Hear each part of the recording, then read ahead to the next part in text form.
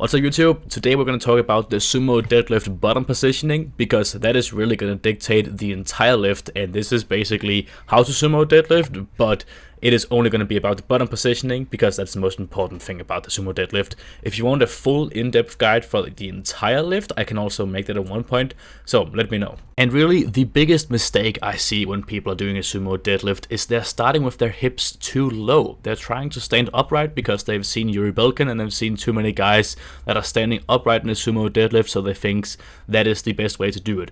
But really, you should try and find a position where it is equally difficult to lug the weight out as it is to get the floor off the ground.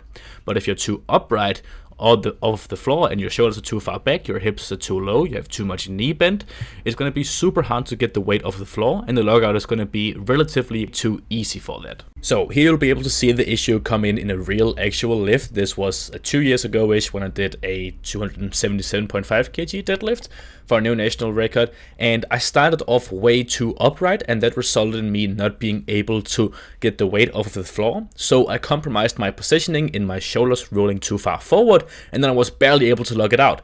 So ultimately, if I just started a little bit more not so upright with the shoulders a little bit more forward and the hips a little bit higher, I would have been able to get the weight off the floor without compromising my positioning, and I wouldn't get so far leaned over, so the overall lift would be much better. Alright, so here's another example. This is when I start generating force and I'm not able to get it off. So you can see I change this position so the hips start to rise and the shoulders lean forward. But then I come into off the floor in a really bad position where I'm too leaned over, where it should have been a middle ground with that instead. So you can do this yourself. Just take a picture of your deadlift when you start generating force into the bar, when you start pulling, and then take a picture in the split second right when the bar leaves the ground. This is what I'll try to do here. In the first picture, you can see when I start generating force, and then you can, in the second picture, see when the bar leaves the ground. Ideally, these two pictures should be basically identical. There should be pretty much no difference in positioning from your knees to hips to shoulders in this, but you can see there's a huge difference here.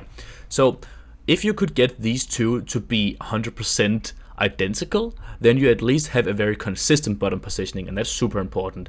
Then if you have that, and the logout is about as difficult as it is getting off the floor, then you pretty much have a perfect deadlift technique. Or it is definitely not imbalanced in terms of your knees to hips to shoulder ratio off of the floor. So you have a really good deadlift technique if that is the case.